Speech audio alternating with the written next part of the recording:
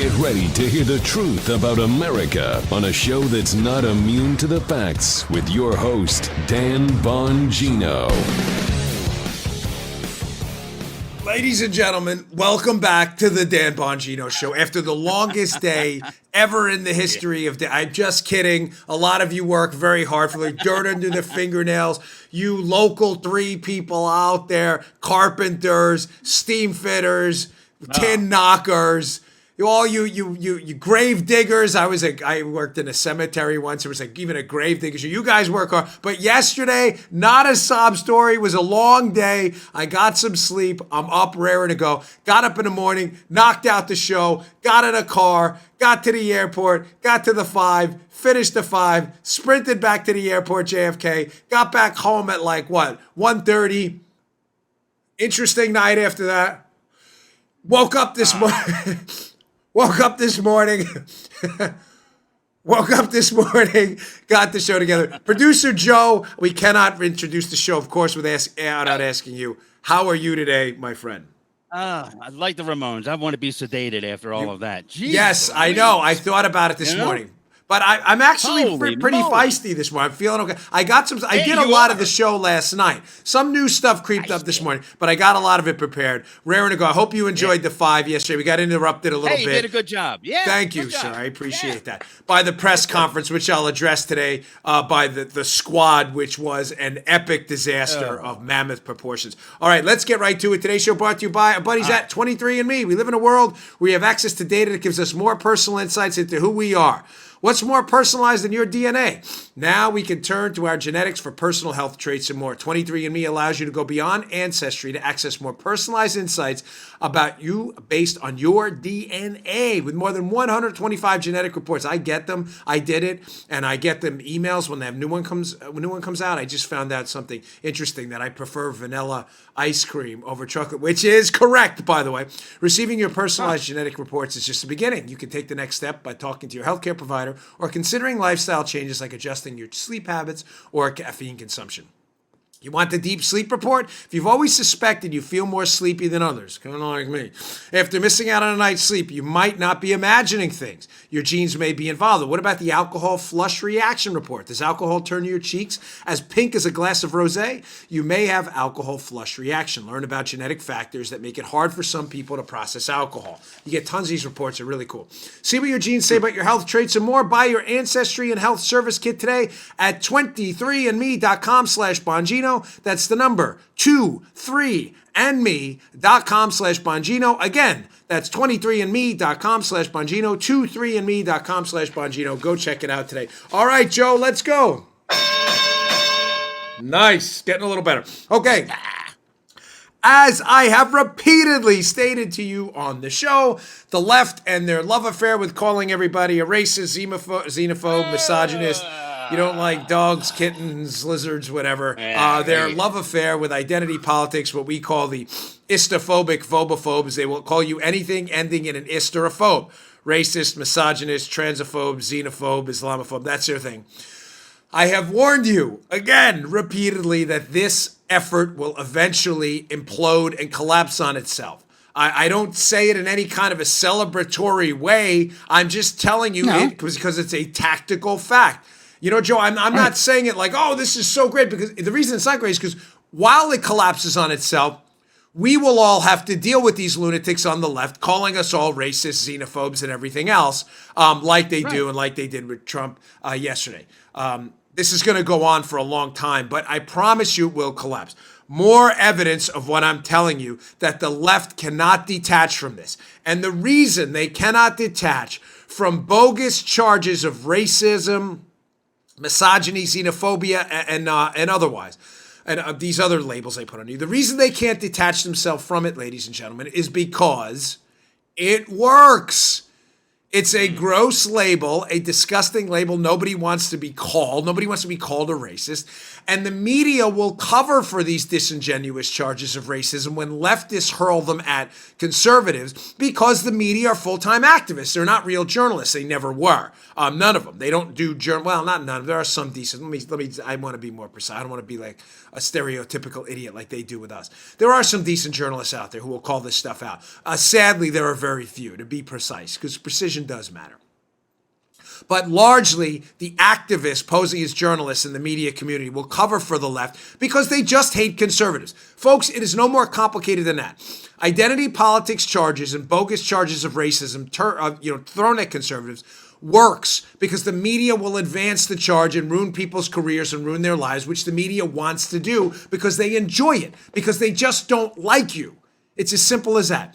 Now, I've argued repeatedly on the show that this effort will inevitably implode upon the left because the left will find it too tempting when power is up for grabs to not use the very same charges against themselves. Ladies and gentlemen, my predictions have absolutely come true. We have seen Kamala Harris attack Joe Biden during the presidential debate, Joe implying at least he's a racist, and she did it, Joe, in the most unclever way possible.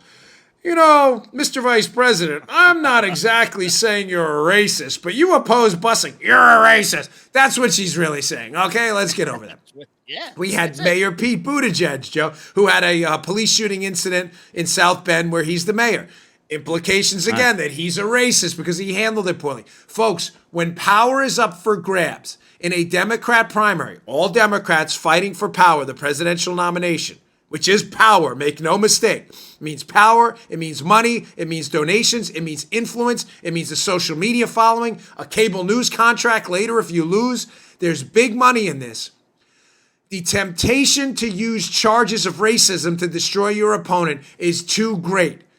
It is a tactical weapon. It is a devastating, nihilistic weapon. And I told you they would implode. Yeah. Now, we've seen that.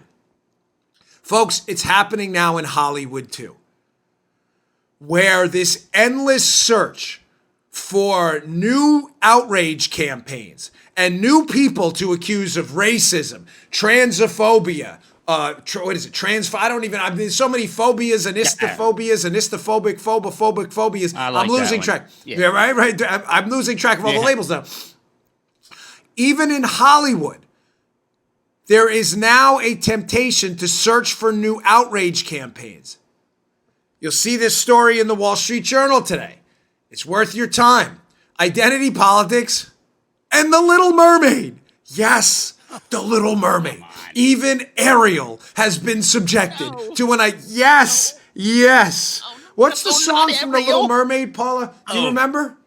My daughter used to love that movie. Isabel loved The Little Mermaid. Yeah. There's a song in it, and she goes for the princess. I watched that movie 1,000 times. I can't even remember the song. The Little Mermaid has been subjected to an identity politics campaign. Ladies and gentlemen, Hollywood is eating itself alive. Now, Under the Sea. Yes, that's right. Under the Sea. Yeah, Paula to the rescue again. Saved me last night, too. This show's crazy. Out of control. I need a ding for the wink, man. You do, right? We need like a special thing, right? So I'm gonna have to find one.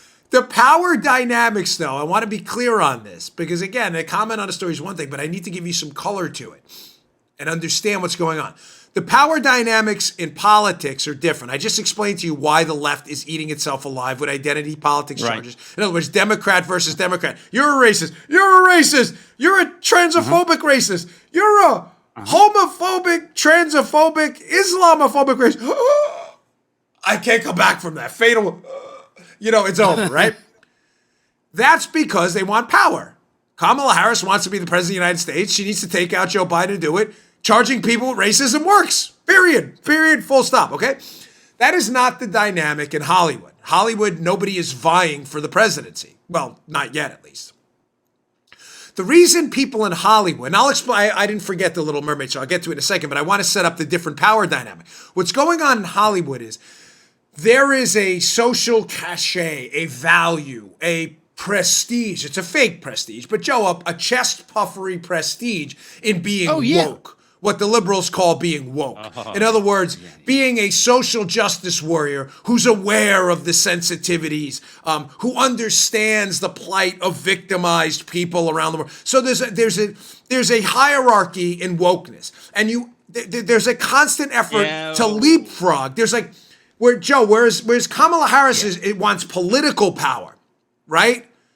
The people in Hollywood want social power. And there is no greater social power in liberal Hollywood than being the most woke, sensitive social justice warrior around. Now, to virtue signal to others in Hollywood that you're woke and you get it and you're sensitive to this and you see all this victimization everywhere and you're a warrior for the cause, you constantly have to seek out outrage campaigns and fight against them. What's the problem, Joe? They're hard to find. Yeah. In other words, what I'm saying is not that racism, xenophobia, transphobia, Islamophobia doesn't exist. It does. There are people who don't like people, bizarrely, for all kinds of reasons unrelated to their character. Abhorrent nonetheless, but it exists. But in the United States of today, these examples, thankfully, because we're a good people here, are very rare. As Britt Hume said yesterday on Bret Baier's show. Racism, institutional, de facto, and de jure, open racism has been relegated to the most radical pockets of society that are not accepted in polite conversation anymore. I mean, think about it, folks. 50 years ago, 60 years ago, in some pockets of places, you could go into a board meeting and probably say something openly racist, and you may not be fired for it. Now, forget it. We have entirely evolved as a society overall to relegate. You get what I'm saying, Joe? You relegate that to the insane pockets. Where if you said that in a board meeting, you're out. You're done. You're finished. Goodbye. See you later. We don't deal with idiots like that, right? The problem with finding these outrage campaigns is they're hard. So you can't signal your wokeness and how much of a social justice warrior you are because it's hard to find these cases. So they have to go hunt them down, which requires, in this search for social power and wokeness, for them to eat each other alive. What happened with The Little Mermaid? So there's an actress named Halle Bailey, not Halle Berry, Halle Bailey, who's apparently a very talented young performer who happens to be black, who tried out for the role of a live-action Little Mermaid. You know, it was a cartoon. It's going to be like they did with The Lion King and Aladdin. Yeah. They're doing, you know what I'm saying. There's a live action. She tried out, and due to her talents, apparently got the part. So some people didn't like it and said, well, you know, she's black and the Little Mermaid is white with red hair. And the left erupted. Oh my gosh, that's racist. Why, you guys can't say that. She's a black actress trying to play the Little Mermaid. Now, as the Wall Street Journal piece points out, that's awfully ironic because the left made the exact opposite argument about actress Scarlett Johansson playing a trans person in a movie called Rub and Tug, which she had to pull out of. Follow me here. It's a little complicated, but it is the perfect example about how Hollywood they don't even understand what their own rules are. So in the Scarlett Johansson case, Scarlett Johansson is a woman. She's playing I think it's a trans woman in a movie called Rub and Tug. It's a family-friendly show. We'll leave the description out there, right? She's forced to pull out of the movie. No pun intended there. She's forced to pull out of the movie because Hollywood says, you're not a trans person. So you should not play a trans woman or man in the movie. What? Well, she's an actor. She's acting. Joe, that's what acting... Now, Joe was not an actor. Joe was a performer at one point, though. But... she's acting. That's your job. So let me just get this straight, Joe, right? I'm trying to digest this whole thing. All right, Daddy. So the MO here, I know, dealing with their principles because I don't have any is confusing, but so your principle now is when you're an actor, you cannot play a part that does not fit exactly how you identify or who you are? Is that the rule? So Scarlett Johansson is not trans, so she can't play a trans man in this movie. That's your principle. And they only did it, why, Joe? Because the people in Hollywood that turned this outrage campaign on Scarlett Johansson, they didn't really mean it. They wanted to signal to the public, we are woke. Look how woke we are. We are sensitive to the needs of the trans community. We have social power. You cannot play someone you don't fit exactly the mold of.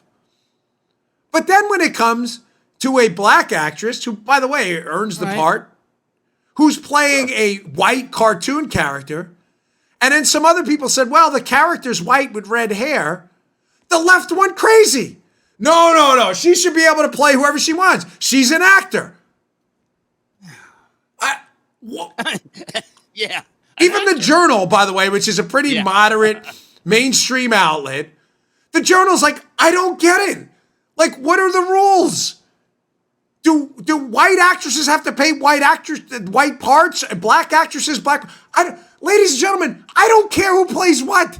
I don't care. I don't get into this. Who is James Bond going to be black or white or Hispanic? If you're a good actor, rock and roll, bud. I don't care. It doesn't matter. I always thought that talk of Idris Elba being James Bond was pretty cool. I'm not virtue signaling to everyone. Oh, you're doing. I don't care. He's a good actor and he looks pretty tough on screen. Don't care. It's the left that cares. But ironically, when the left's own rules, you have to be exactly the role, are applied to this new thing, the left goes crazy that people don't like it. There is no consistency because it's a signal system of wokeness. Now, what's really going on here? Now, Joe, as the ombudsman, did that make sense, the story? The left is upset that some people are complaining that a black actress is playing a white cartoon character because they're convenient. Yes, but then they're also complaining that Scarlett Johansson is not trans, is playing a trans part, and she has to pull out. There we go. The rules are different. Here's the reason, Joe. They don't mean any of this. It's all disingenuous. In the scale of virtue signaling and wokeness, you have to signal your social power. It seems to them, if they complain about the complaints about the Little Mermaid role, that they're being sensitive to the black community. I know it's hard to figure out, folks, but I'm telling you, it is the takeaway from this story. And it's going to play into the squad's press. I got footage on Don't Go Anywhere. I've got some unbelievable video from that. I'm going to get into that too. This is what happens when you engage and marry yourself. This is the takeaway to identity politics as your only political weapon. It is only a matter of time before virtue signaling and power-hungry politicians, Hollywood elitists and others, use that same tool against other people to gain either social or political power, even when the rules are completely inconsistent. You must play exactly the part. Someone complains, she's not playing exactly the part. That's racist! That's racist! I thought you just said you had to play the part exactly. That is racist! Now, you don't believe me that this is gonna entirely implode into a. Remember, Joe, did you ever watch the WWE growing up? Was the WWF back then? Remember, I did once in a while. I forget what they call those matches where everyone would go in the ring like a Royal Rumble, and the last guy standing, there'd be like 40 guys in the ring, and the ham and eggers would get thrown out first. Like, remember like Iron Mike Sharp? Iron Mike used to get beat up by everybody. Iron Mike Sharp be the first guy thrown out, and then the last guy would be like Hulk Hogan and Andre the Giant or something. This is what. You have to understand that this love affair with the left and identity politics, this is a Royal Rumble where sooner or later everybody's going to get thrown out of the ring. Everybody. There will be nobody left standing. Nobody. Because it is cannibalistic by nature.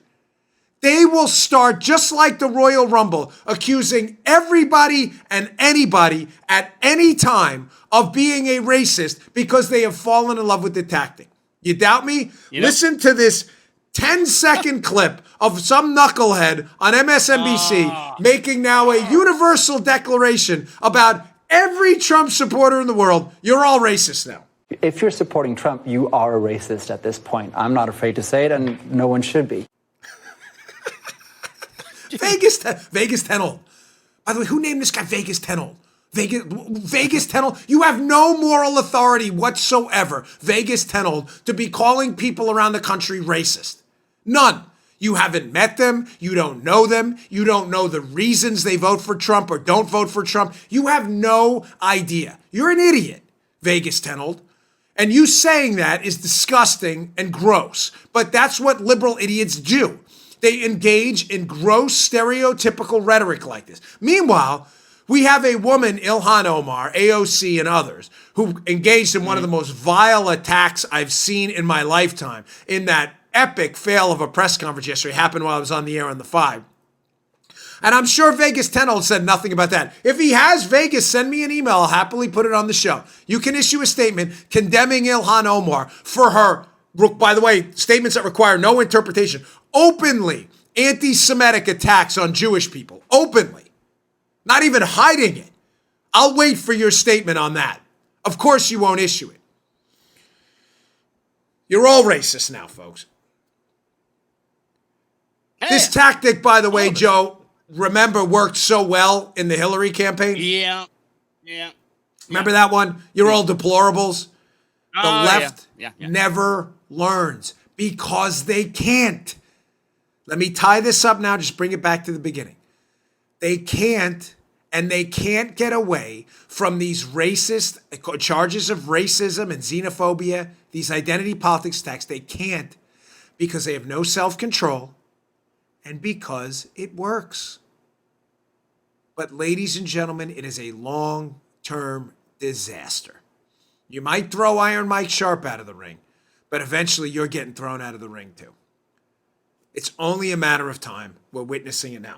Okay, I've got some really, really great video of, and by great, I mean awful, of this epic fail of a press conference yesterday by the Squad, showing how they just completely lied and their utter refusal to condemn a terror attack basically on American soil, which is just hard to believe. All they had to do was do it. So stay tuned for that. All right, today's show also brought to you by our buddies at Harry's razors. This is my Harry's razor. It's got the guard on. So this thing is great. You know why Harry's razors are great? Best for the money blades out there. Super close shave. Priced effectively. There's no like space heads on it, gyrating flexi balls, flux capacitors. There's no time machine in there. You know what it is? It's the best darn razor for the price to shave your face. I have to do TV now and at night, so I only have to shave once with Harry's razors. With those cheapo razors and the flexi balls, I had to shave twice. This is my razor right there. Look at that. Me too. Beautifully designed. Look at that. Look at that. Listen, Harry's razors, a lot of these guys, you buy disposable razors when they travel, but this summer you don't have to sacrifice quality for price. It's important. Harry's delivers high-quality, travel-friendly shave supplies at a great price, just $2 per blade. Joy did 10 million who've tried Harry's. Claim your special offer by going to harrys.com/Bongino. I'm telling you right now, you will not get a closer, finer, more nick-free shave. You don't want to be slicing up your face here than with these Harry's clean, sharp razors. And they last forever. This one blade is probably, you could probably get like, for me, I don't know, and I have really thick facial hair, I get like 3-4 weeks at one. I'm not saying you do it on your own schedule, but these are the highest quality blades around. Check them out, but you replace them often. Harry's, the best blades out there. Harry's founders were two regular guys that get tired of getting ripped off by all these high-tech nonsense things in the blades that just, they're just upcharge scams, right? Harry's makes quality, durable blades at a fair price, just $2 per blade. They're not going to upcharge you for a bunch of garbage you don't need. To keep prices low, they cut out the middleman. They own a world-class blade factory in Germany, making some of the best razor blades in the world for 99 years. Now they can provide great quality at factory direct prices, 100% quality guarantee. If you don't love your shave, let them know, and they'll give you a full refund. You will love it. Finest razor out there. My family loves Harry's. Refresh your wallet and your face with a Harry's trial set. It comes with a weighted ergonomic handle for an easy grip, 5-blade razor with a lubricating strip and trimmer blade for a close shave, rich lathering shave gel that will leave you smelling great, and a travel blade cover to keep your razor dry and easy on the go. Listeners of my show can redeem their trial set at harrys.com/Bongino. harrys.com/Bongino. Redeem your offer. Let them know I sent you to help support the show. We really appreciate it. All right. Moving on.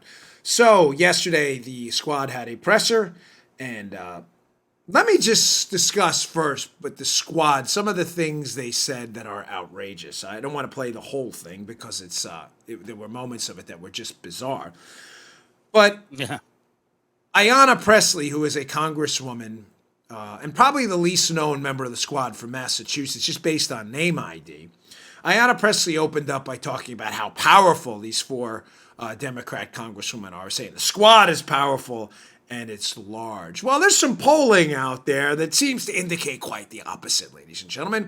Bongino.com in the show notes today. Please read it. Ouch! Internal Dem poll reveals AOC Omar wildly unpopular.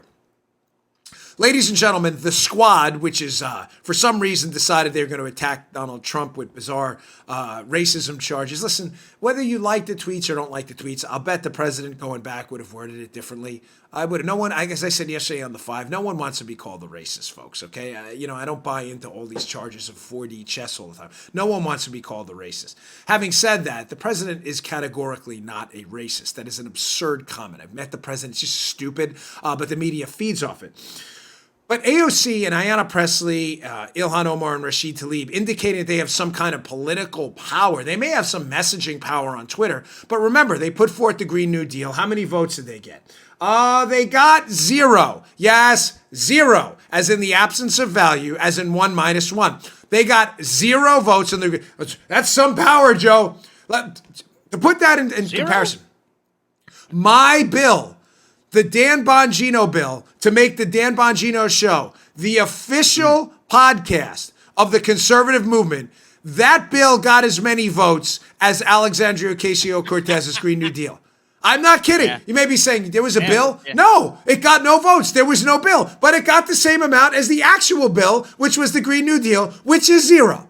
The Dan Bongino show, as the official podcast of the conservative movement, got the same amount of votes as Alexandria Ocasio-Cortez's Green New Deal, which is 0. That's some power there. Their effort to stop I said that right, stop funding of the border crisis and get these kids and these facilities at the border up to snuff. They tried to stop that because that's what they do, because they don't want to help the kids at the border. You know how many votes they got on that? 4. They tried to stop it. They tried to block the bill, and it was those 4, the squad. Now, on the Bongino.com piece, which is fascinating, there was a poll taken, and it leaked. Believe me, the Democrats did not want someone. Joe, who do you think leaked this, by the way? Now, let me just give you a little background. So here's the top line takeaway. The poll was devastating.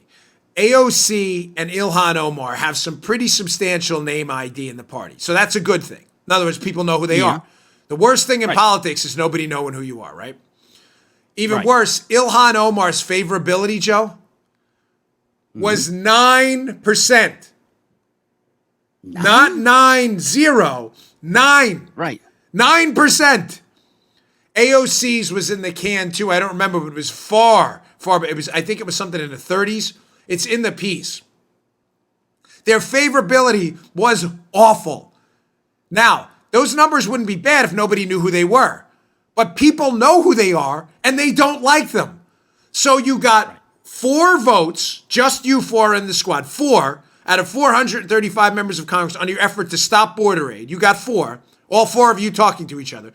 You got 0, the same amount I got on the Dan Bongino bill, on your Green New Deal. Your favorability is at 9%. You have no allies in Congress on the Hill at all.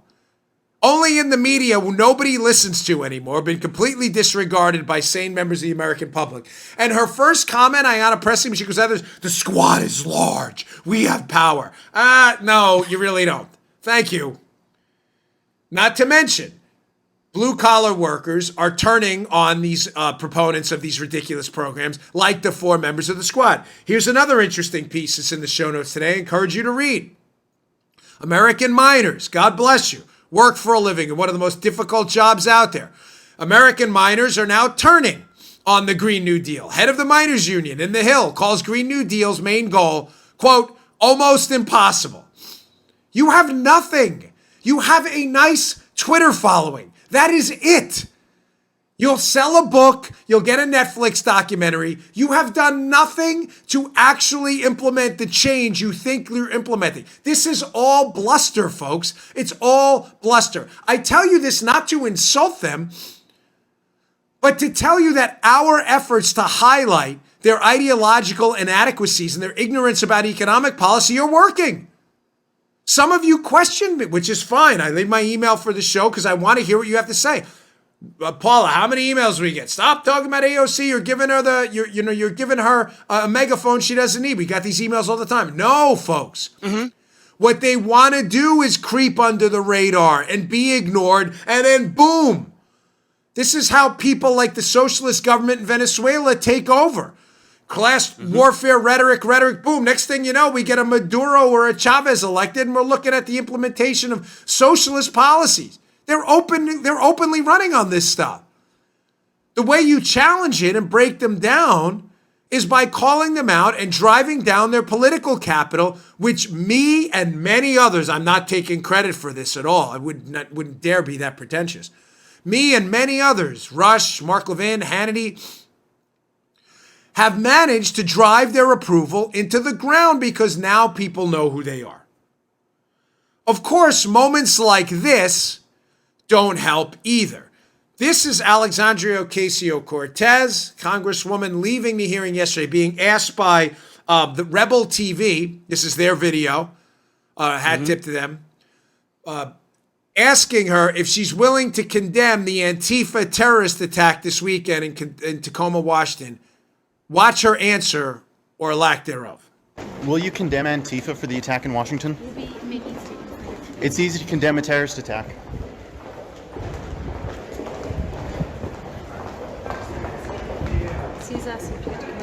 Will you be condemning Antifa?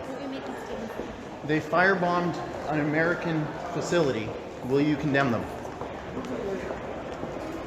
Excuse us, we have to get to the committee. Will you be condemning them? Do you feel like you have some responsibility in the attack with your rhetoric about concentration camps? Are you responsible? Do you feel ashamed? How hard is that? Now, listen, because we actually do facts here, unlike the left, AOC, Ilhan Omar, and others, who lie so effortlessly and fluidly all the time about the president and conservatives, like Vegas Tuland or whatever his name was. AOC did issue a statement later to the Daily Caller saying, yes, she basically condemns Antifa. Good for her. I have no reason to hide that. But Joe, how hard was that in that question to answer that? You had an Antifa member engaged in a terror attack who tried to blow up an ICE facility in Tacoma, Washington, who was killed by the police officers in the process of the attack. An Antifa member, by the way, who in his manifesto, as you'll see in this Daily Caller piece, I'll put up in a minute, an Antifa member who incorporated in his manifesto AOC's concentration camp language when AOC referred to detention facilities as concentration camps. Now, Joe, by the left's own logic, right, that conservatives incite violence by talking about liberty and freedom. Okay, whatever. This guy, this terrorist, actually incorporated AOC's language into his manifesto. So by the left's own rules, is she responsible? Now, because we're principled here and we're not lunatics like the left, of course she's not. As I said before about the Virginia shooter shot up Steve Scalise and the ball field, idiots are responsible for their own idiot criminal actions, okay? End of story. But those are our rules because we're principled. But that's not the left's rules. The left's rules are, if you were a Tea Party member 7 years ago and you go out and kill someone, the Tea Party's responsible. So how is AOC, by the left's rules, not mine, how is AOC not responsible for this then? The answer is they don't have rules. They just made it up to attack conservatives only. So I believe she was forced to issue that statement. But Joe, how hard is it when a microphone's in your face? Do you condemn Antifa and the terror attack? Yes. Is that hard? Yes. No. Thank you. Joe just did it. There you go. Lickety split. 2 seconds. It's not hard. Bingo. My gosh. No conservative had any issue at all with that maniac in Charlottesville that ran that lady down. Do you condemn it? Unequivocally. Yes. in the strongest possible terms. As Trump said, condemn completely. Of course, that's always left out because the left are liars. We're not. I'm not going to misframe. I'm just telling you, she couldn't answer the questionnaire for some bizarre reason. Now, it's not just her. Ilhan Omar, another member of the squad, is asked the same question by Rebel TV, and here's her answer or lack thereof. Will you condemn the Antifa attack in Washington over the weekend? It's easy to condemn terrorism. Will you condemn it? Is it clear? Antifa firebombed a facility in Tacoma over the weekend. It's an ICE facility. Will you condemn them for that? I mean, firebombing a concentration camp is kind of a laudable thing. If it actually is a concentration camp, you must be happy that they did it, no? Are you pleased? Should more people do it? It's easy to say no. Here, I think this is it. It's really easy to say no. How hard is this? How hard is this? She was asked at the presser. I got video of the presser. I'm not done with that, so stay tuned. I just want to get to that last. But she was even asked at the presser yesterday, well, if you condemn Al-Qaeda, she couldn't even do that. How hard is this? How hard is this? Joe, that we have to engage in this silly, ridiculous exercise. I'm going to do it just for the sake of showing liberal lunatics how easy this is. White supremacy, bad. Racism, bad. Transphobia, xenophobia, misogyny, pupophobia, catophobia, phobophobia, bad. All bad. Very bad. Bad. Yes. Caveman Joe gets it. Bad. B-A-D. It's all bad. Now, Al-Qaeda, very bad. Antifa terrorists, very bad. Oh, hold on. Hold on a second.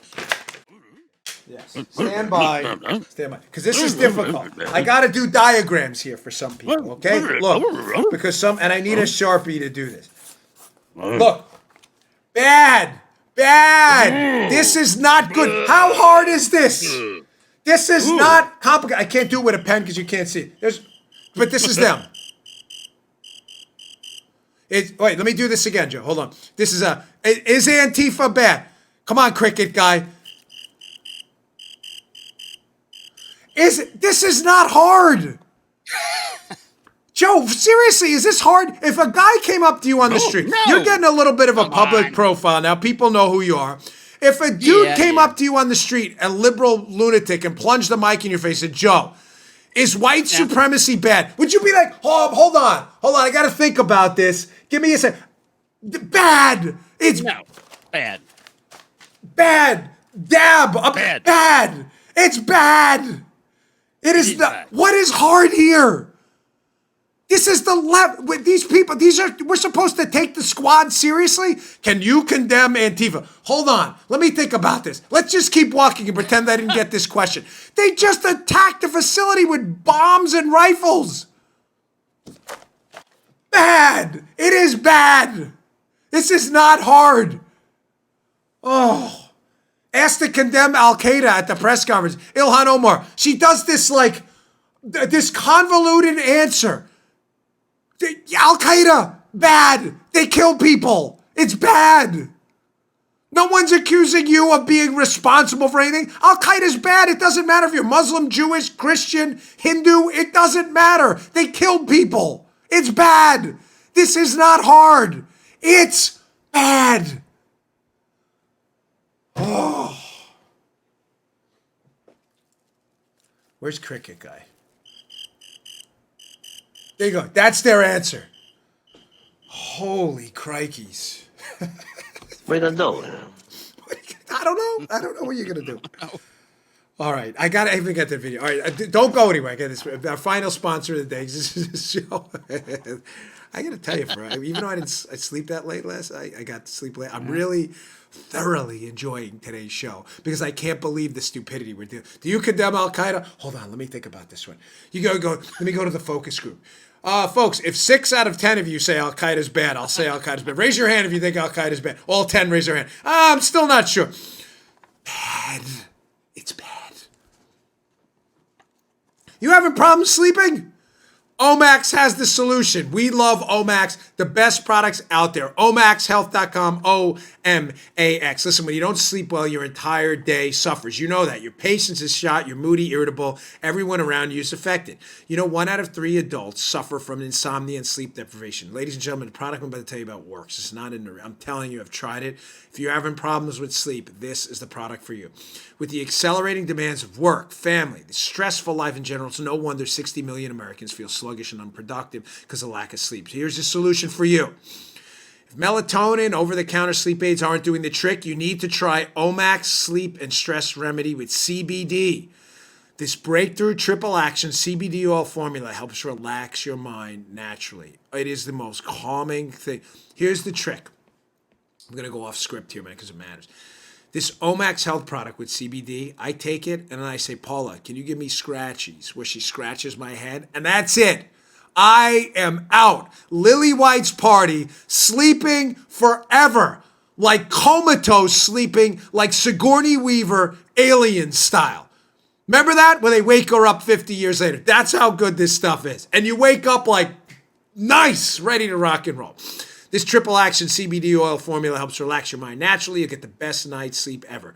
Many of you probably don't remember what it feels like to have a good night's sleep. I do because of this product. It's that good. Trust me, the CBD blend is incredible. You'll feel the difference the very first time. Omax is offering our listeners now 20% off their first box of Omax Sleep and Stress Remedy with CBD plus free shipping. And if you don't experience your best night's sleep in just 3 nights, return it for a full refund. You won't return it. You will love this. Get a good night's sleep. I'm that confident in the product. Go to omaxhealth.com today and enter code Bongino to take advantage of this incredible savings. That's omaxhealth.com to get 20% off your first box. Enter promo code Bongino, omaxhealth.com, omaxhealth.com, enter promo code Bongino for 20% off. Ladies and gentlemen, I'm telling you, this stuff is no joke, man. Get your wife, husband, significant other, whatever, to do the little head scratchy thing after this omaxhealth.com. You will be out. Out. Snoring, mummified. Awesome. And you wake up feeling chipper. Okay, getting back to the presser yesterday, which was, again, a total disaster. So here is Ilhan Omar at the presser. Who she thinks she's convincing with this little mini monologue she goes on here is outrageous. She spouts off a series of 3 lies so effortlessly, you wonder, like, does she know she's lying? Does she just not know the facts? Or is she just doing what she does, trying to impugn the integrity of people who disagree? This is a little spicy. I want to warn you. Oh, yeah, you know what? That's a good point. Folks, I'm sorry to thank break you, in, Joe. pal. No. That is that's why you're the best producer in the business. The language in this, it's a family-friendly show, ladies and gentlemen, is a little salty. So we'll give you a 3 countdown if you have kids listening. You may want to turn this down. This is Ilhan Omar. We'll do it 3, 2, 1. This is a president who's called black athletes sons of bitches. This is a president who has called black people who come from black and brown countries shitholes. This is a president who has equated neo-Nazis with those who protest against them. Okay, all lies. All made up. He did not, and again, thank you, Joe, for that warning. I hope that was it. But for those of you who tuned down because you had kids in the car, whatever, that's fine. Just know this. It was Ilhan Omar reciting a list of horribles that allegedly President Trump said. I say allegedly because he didn't say any of it. When he called athletes who kneel in disrespect of our national anthem, let's say SOBs, you know what that means. He was not calling black athletes SOBs. He was calling athletes who kneel in disrespect of our national anthem, by the way, which many Americans agree with, his position, SOBs. You don't like the salty language by the president? Fine. But Ilhan Omar suggesting that he was targeting people because they were black and not because they were kneeling is a lie. But that's what Ilhan Omar does. She just made it up. She ends off, of course, with the Charlottesville slur that somehow the president was equating neo-Nazis with Antifa protesters at the Charlottesville rally. He was not. He was crystal clear in his statement, as we've discussed on the show 1,000 times, when he addressed the murder at Charlottesville, that he, quote, completely condemned the neo-Nazi crowd that showed up and the guy, of course, that killed the woman, I believe her name was Heather Heyer. Folks, you just look it up yourself. You don't have to take my word. Libs, I get it. I know you love misinformation and you enjoy being misinformed. But whereas we treated AOC fairly by disclosing that she made a statement to the Daily Caller later condemning Antifa, because she did. Do I think it was genuine? No, I don't. Because she couldn't say it. I mean, if she was genuine, she just would have come out and said it. I think she found herself in a political box, given that her own statements were used in this manifesto, as we see in this Daily Caller piece. I think she found herself in a box. The Daily Caller piece, by the way, will be up at the show notes today. Antifa member who attacked ICE Center echoed AOC's concentration camp language in his final manifesto by Pete Hassan. It'll be in the show notes. I think she found herself in a political box. But honestly, folks, I that's a prediction. I'm speculating based on AOC's past behavior. I can't get in her head. But I'm giving you both sides of it and allowing you to make the decision yourself if you think AOC was genuine. The left will never do that with Trump. This is a sitting member of Congress, Ilhan Omar, who was openly and blatantly lying about what the president said about the Charlottesville murder. Openly. He did not say that. You can read it yourself. I completely condemn the white supremacists. What part of that did you miss? The answer is she didn't miss any of it. She's just a liar. She's just a liar. It's as simple as that.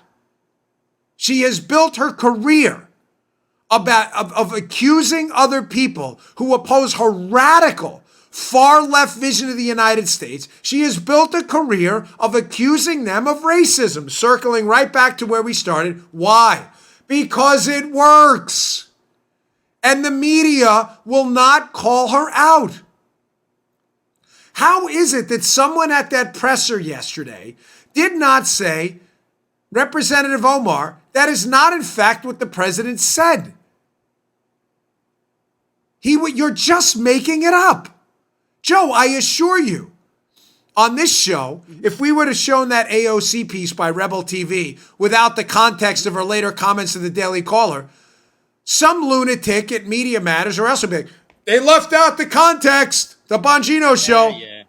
They will do none of that with the President of the United States because they're not interested. They're not doing journalism. It's activism, full time. Okay. Unbelievably, Obamacare returns. This is like, yes, it's back. It's back. Now, I know, Joe is always privy to see the clips before the show, of course, as a general idea. Joe never knew where I was going on the audio-only show in the past because once in a blue moon, I'd send over clips. Now that we know more, Joe kind of sees me. So, remember Jaws 3? Like, Jaws 1 was a classic. Jaws 2 was all right. By the time Jaws 3 3D came around and Jaws 4, like The Revenge, it was really ridiculous, right? So Obamacare 1 was pretty awful. Obamacare 2, after the Supreme Court upheld it, was even worse.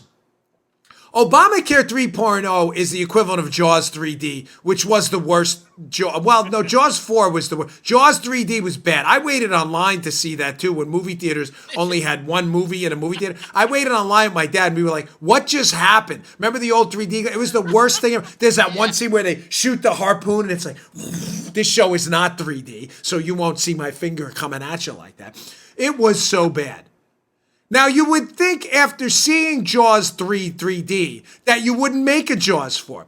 Now, Joe Biden, after seeing Obamacare 1 and 2.0, you would think he would run from very specific statements attached to Obamacare, which have now been entirely discredited, debunked, and used as basically talking points by conservatives to bash the failed Obamacare.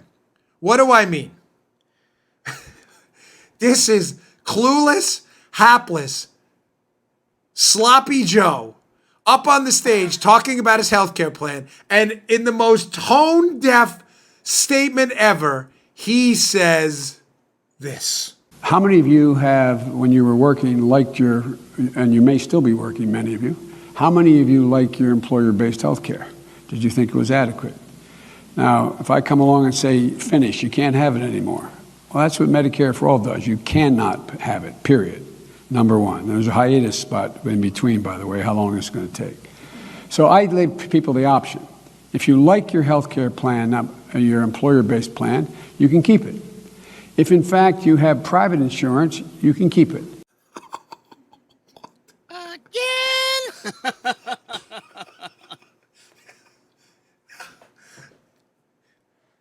Oh, dude. I'm like, look at me. This is not. I promise you, it's not like me sniffing onions. Paula used to work at the U.S. Open, and she used to cut onions in the tennis room. We used to work, and he used to make her cry. There are no onions on the table here. I promise. The desk is polluted with stuff. I mean, here we go. Red flag. Wait. Where's our Jose? There's the cricket guy going. Holding 5 yards. Joe Biden. That's actually a 15-yarder. First down. What the? Probably the worst political healthcare line in human history used by a politician. If you like your plan, you can keep it. Aired by Obama. Debunked even by the activists at the Washington Post and PolitiFact, who had it like the lie of the year at one point. And Joe Biden, the most tone-deaf politician in the history of the United States, who told him this was a good idea? I mean, this is like the Dewey wins headline. Like putting it up again the next day. You know what I'm saying? Like Dewey shot high after he lose. Dewey wins. Look at you didn't win, Dewey.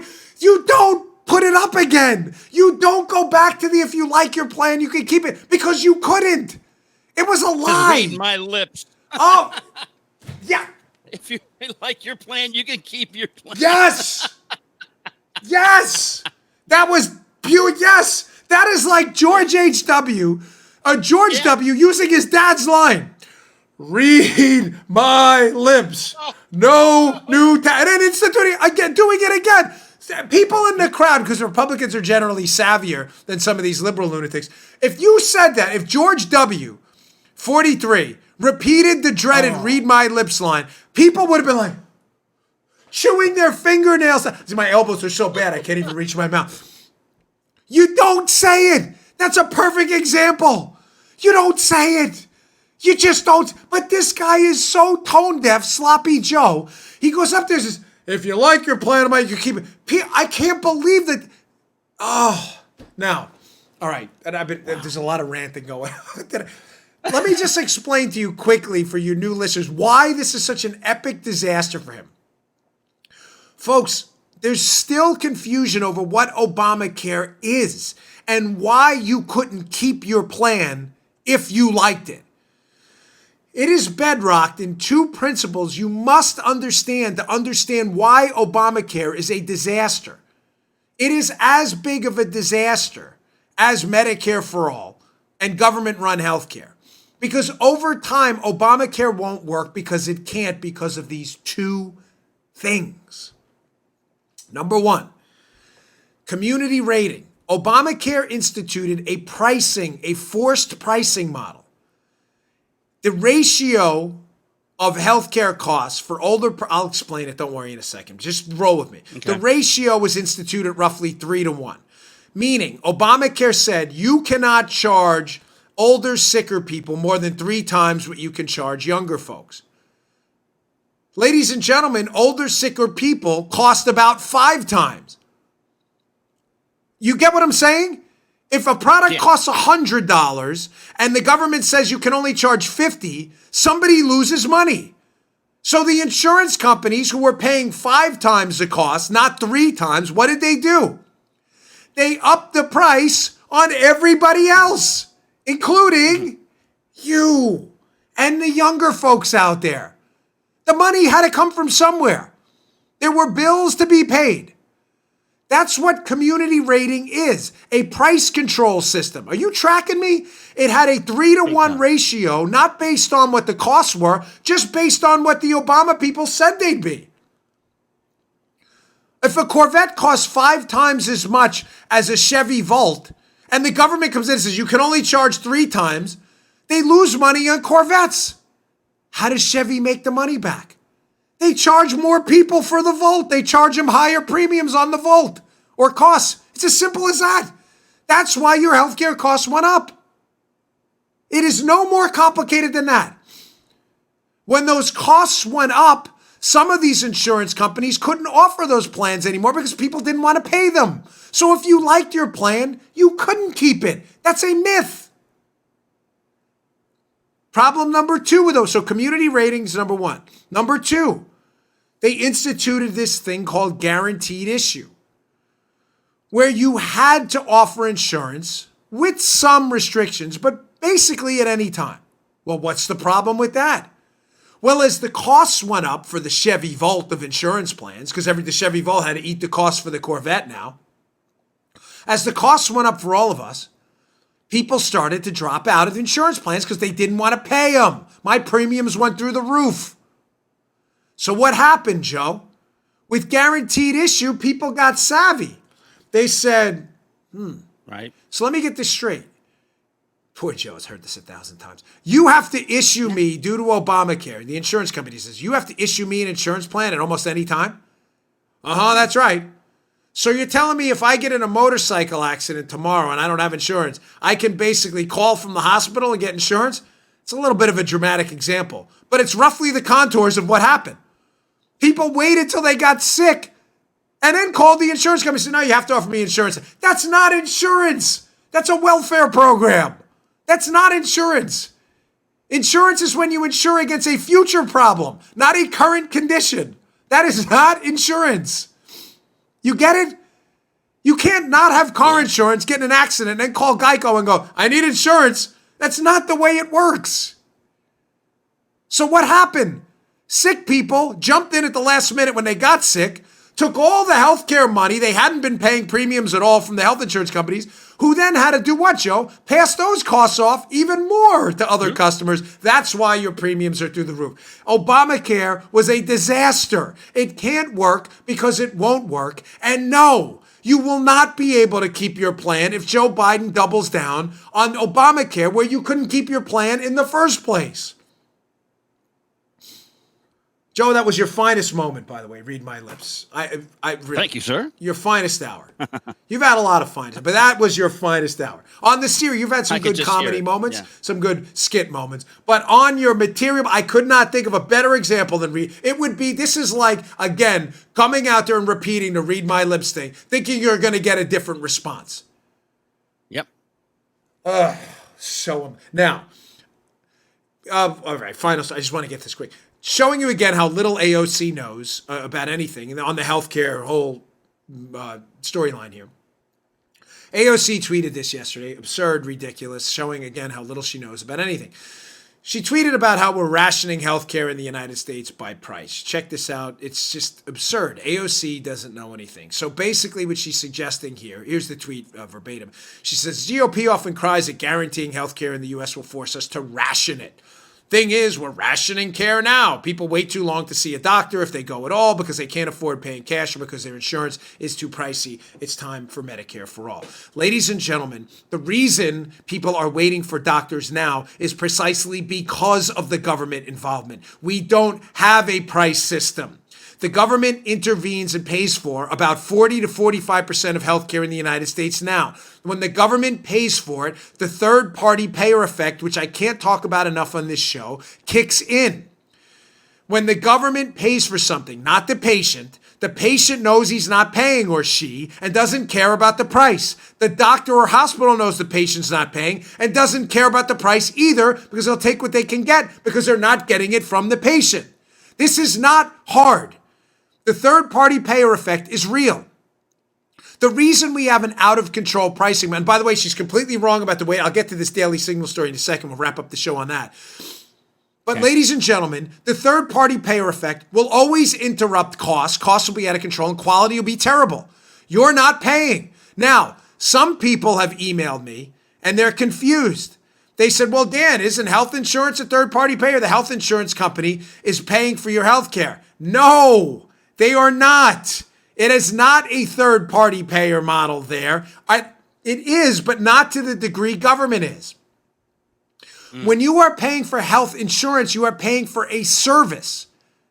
In other words, think about it in the car analogy. When you go in and you say you crack a headlight in your car, you go in and you pay for the headlight to be replaced. When you pay for car insurance, you are paying for a service. You are paying for peace of mind to hedge against the risk of being bankrupted by a major accident. You are not paying for car repairs. Joe, please tell me this makes sense. Yeah, we're cool. Joe's car insurance for collision is not car repairs. He's paying for a service. God forbid Joe's in an accident. Joe does not want to be bankrupted by having to replace the whole front end of his car. So he's paying for a service that will come in and cover the costs. He is not paying for car repairs. When you pay for health insurance, you are not paying for health care. When you go into CVS and buy Airborne or some product because you have a cold, when you buy aspirin, Advil, you're paying for your health care. When you pay for real, true health care outside of the government's intervention, which we don't have now, you are paying for insurance against being bankrupted by a catastrophic medical condition. We don't have that. We don't have that because the government mandates that insurance companies pay for health care, not insurance. I know that's convoluted, but it is the government's intervention in the insurance market that have instituted third-party payer effects that have infiltrated the insurance market in the United States. That's why it doesn't work, because of the government. Because health insurance companies can't act as health insurance. They have to cover eyeglasses, doctor visits, colds, sniffles. Your health insurance should be covering life-changing conditions. Everything else should be out of pocket and prices would come down, like they do in the collision business. But the government has mandated insurance companies act as third-party payers. So you're right and you're wrong. Yes, insurance companies, the third-party payer effect is real, but it's because the government mandates it. They are the problem. And by the way, AOC's comment, as you'll see in this Daily Signal piece, which is up in the show notes, this is a good one, about rationing in the United States, is again guided by her ignorance of the economics of the situation. Always. Ladies and gentlemen, the Daily Signal. 63,000 Canadians a year, an article by Kevin Pham. It's titled American Healthcare Treats Canadians Who Cannot Wait. 63,000 Canadians a year flee Canada where they have, quote, free healthcare, government healthcare. 63,000 that we know about to come have surgery in the United States. Why? Because 40% of them, less than 40% of them, receive surgical and specialist care after 4 weeks. Less than 40% get to see a specialist after 4 weeks. What's the number in the United States, even with our broken system? 70% after 4 weeks see a specialist. So AOC's wrong again. She doesn't have the data. 30 percentage points more people get to see a specialist after 4 weeks here, even in our busted system, than they do in a single payer system in Canada. She just doesn't know the numbers. Ever. She just makes it up. All right, folks, that was a stacked show yesterday. I really appreciate it. Thanks again for watching The Five. I'll keep you updated on any upcoming Fox appearances. Please subscribe to our YouTube show, youtube.com/Bongino. We appreciate that. It's free, of course. Also, subscribe to our show on Apple Podcasts, Google Podcasts, iHeartRadio, SoundCloud, and elsewhere. The subscriptions help us move up the charts. It means a lot to us. We really appreciate it. Hope you enjoyed the show. I'll see you all tomorrow. Hey, thanks for tuning in. Today's show was brought to you by my buddies at Brickhouse Nutrition. They make some of the finest nutrition supplements on the market. My personal favorite is Foundation. Now, you don't hear anything shaking in there. Why? Because the bottle is empty, because I use it. I love this product. Check it out. Foundation. It is a creatine ATP blend. Does 3 things. Look better, feel better, perform better. Go give it a shot. Go to brickhousenutrition.com/Dan. Try out this creatine ATP blend and take the mirror test. If you don't believe me, take the mirror test. Before you try Foundation, right? Go check it out. Give it about 7 days to work. Take a little mental snapshot of yourself in the mirror. Look at yourself after 7 days. You're going to love this product. Go check it out. BrickhouseNutrition.com/Dan. Check out Foundation today. Can't recommend it highly enough. Bottle's empty. Miles, the owner of the company, send me some more. Thanks for tuning in, folks. See you all later.